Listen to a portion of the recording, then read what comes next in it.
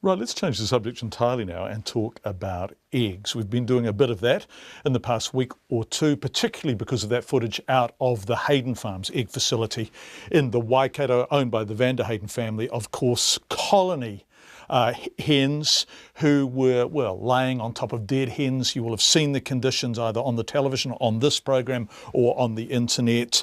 Really controversial, a lot of anger about it. The egg industry itself saying this is not representative, this is not widespread. So let's discuss what is going on with our eggs. We've got 6 lots of eggs from the supermarket, ranging from, these are fresh cage eggs, they're 38 cents an egg, moving through, these are colony laid. So colony is the kind of facility that we saw in Waikato. These are farmer brown eggs, quite different. Cage free and cage free, they're 42 cents and 65 cents, so a bit of a range. We're going to ask what cage free means. What conditions are these chickens in?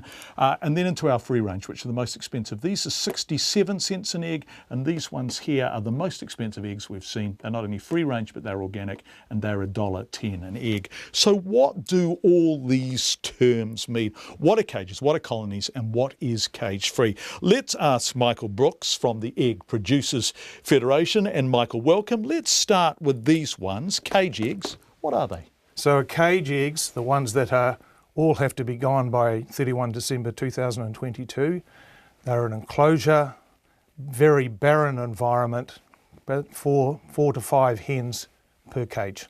Okay, so that's on the way out. Relatively speaking, it's still 5.5 years away before they're gone, right? Yes, so New Zealand then follows the EU as the only place in the world where that's happening. And the rest of the world, this is still far and away the predominant system for eggs. And we can see why if we see the price per egg is 38 cents. It's way cheaper than any of the other eggs here. Right, this one here is called colony laid. What are they? Yeah. So colony is a larger cage or enclosure, and depending on the make, it can be between 20 to 60 birds.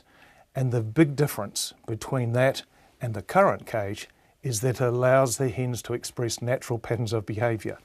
The criticism of the current cage is that it's great for hygiene, it's great for egg production, it's great for mortality and disease for the hens, but the birds can't express natural patterns of behaviour. Cruel? Would you go as far as to say the battery farming is cruel? No, it just doesn't allow them to express natural patterns of behaviour, because in a range of other areas such as nutrition, pain and distress, housing and shelter, etc., it ranks well. And I'll come back to that, comparing all the 3 systems.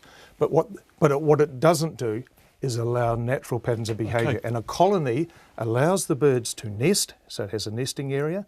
It allows them to perch. They all must have enough area for the birds can perch, and they must scratch. And the 3 primary behaviours of a laying hen are nesting, perching and scratching. Up to 13 hens per square metre in a colony cage? So it can, as I say, depends on the birds, the make. It can be either 20 or 60, so they must have a minimum of 750 square centimetres. Okay. But it's not about size, it's about natural patterns of behaviour. Having said that, these are still steel or metal cages. They're not wandering around, right? So it's still... They can spread their wings. Okay. Mm-hmm. But it's a larger form of battery farming. Fundamentally, the same materials being used, just a little bit more room to move around. It's quite different in that the key element is that those patterns of behaviour. That has always been the criticism of current cages. They can't do their natural patterns of behaviour. This allows them to retain the advantages, and there are some advantages of current, the ones I've talked about, hygiene, food safety, mortality, disease, etc., because the lowest mortality in any hen system is current cage and colony, lower than the others. We've got 2 in the middle here that are cage-free. What are they? What does that mean? Okay, cage-free is a term used by barn. So barn is a system where the birds are kept inside a large building. They will have a nesting area, they'll have perches, and they'll have litter area inside the barn, but they can't go outside. The stocking density in New Zealand is 7 hens per square metre. Okay, so in that building they can wander around within that building. So when it says actually they're barn raised, if we imagine a barn and we imagine what barn raised looked like, then we'd be right, would we? Yes, it's a barn, yeah. Now that is a very big system in Europe. I guess if you're in Scandinavia, it's not much fun being a free-range hen. So it's the big system in Europe to go to barn. And do they get daylight? Do they get daylight in there? No, they would have lighting systems. So all our systems, there must be a requirement, a minimum 8 hours darkness. So the code requires that. So the lights are turned off at about 10, turned on again at about 6. Okay. So, and hens, but it's a small system in New Zealand, but we do have some barn-raised hens in this country. Okay. So barn-raised hens aren't in cages. No. They're not in colony cages. They're not in battery farm cages. No. They're in a large building. In a barn. Okay, then the last two are free range. Right, free range. What does free range mean? Well, fundamentally, a free range system is really a barn with access to the outdoors, so that during the daylight hours, the birds can go outside. Depending on the type of the setup, some have a building where the litter and scratching area is inside the walls. Some have what's called a winter garden. So you have the walls, you have pop holes so the birds can go out. They're still inside a totally covered area where there's litter, etc. to scratch, and then there's a further set of pop holes to go outside. Now, all in our code, everything we have done is based on the EU. So our outdoor stocking density at maximum 2,500 hens per hectare, that's based on the EU. The cage sizes, the indoor stocking densities. We as an industry, we're happy to work with the National Animal Welfare Advisory Committee to have EU standards. Okay. We saw that as okay. So so Woodland is an example of a free range operation. So if somebody says to you, we want our farming to be humane, we want the chickens to have a decent life, we want the eggs to come from an environment that we would be happy to look at, which of these would you opt for? Would you go for free range? Well, the National Animal Welfare Advisory Committee is the group of independent experts that makes up code. So code like the Layer Hen Code of Welfare.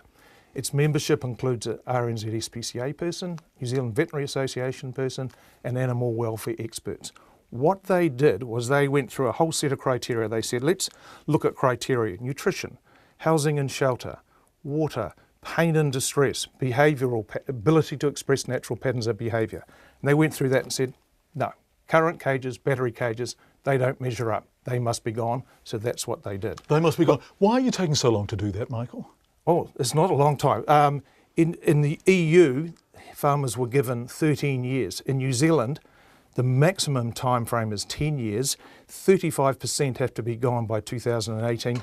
So it's the shortest time frame given to any agricultural sector for such a fundamental change. Okay, so they said battery farming must go. What did they say we like most of all? The other three, they said there are balances between the other three. Some are stronger. For example, free range would be stronger on ability to express natural patterns of behaviour, but would be less than, say, colony or potentially barn on some other areas such as mortality, disease. I mean, free range, there will be higher mortality. That's not a criticism of the system. The birds are outside, they're potentially more vulnerable to disease. So the mortality rate in a free-range farm is probably 2 to 3 times that of a colony system. And the occupancy rate is much lower. Yeah. So colony farming is much more efficient, isn't it? Yeah, and it's efficient, so therefore it's price. Now Therefore you come to a situation, from the welfare, you have a consumer choice. There's balances on welfare, but consumers have a choice. If you, despite that, say, well, to me, natural patterns of behaviour are important and I can afford it, I'll buy free range.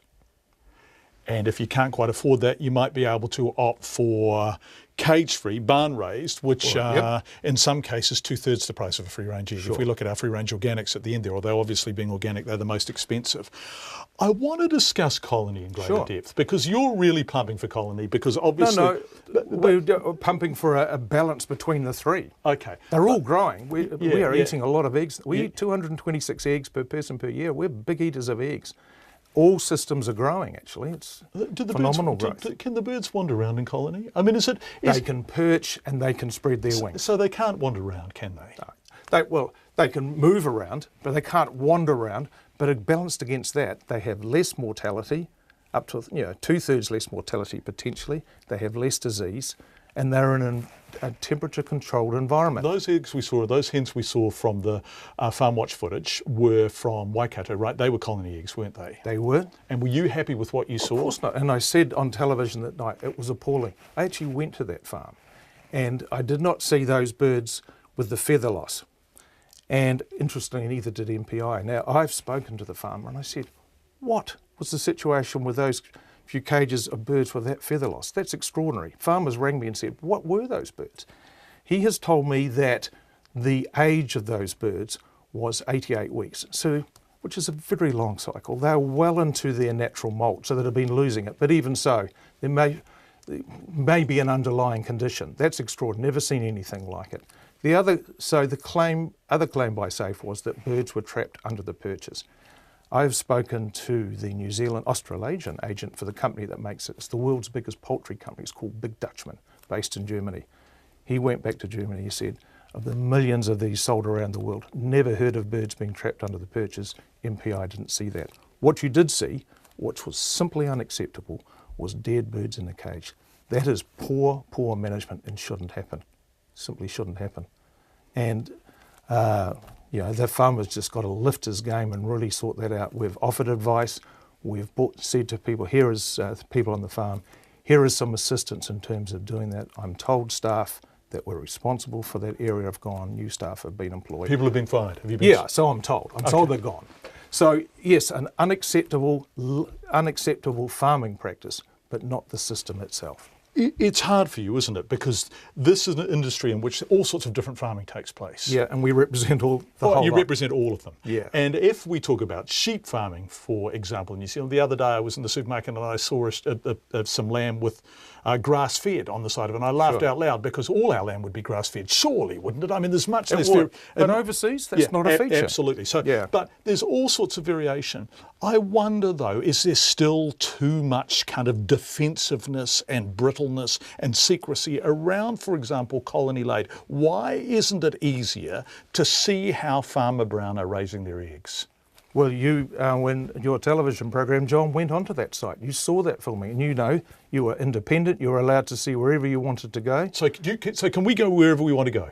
Yeah, I'm happy to talk to farmers and say, can you come on site? So we could go and look at some colony eggs and show our viewers and describe to our listeners what conditions those hens are living in. Yeah, and and in the interim, I can say to people, go onto our website, because we've actually got the clip from your program. We thought that was a very fair and balanced program. I have to say, John, that there has been some defensiveness by some elements of the egg industry because they felt the media had been unfair. They thought that program was balanced and fair. Didn't agree with everything, but they felt it was balanced and fair. So that's the situation.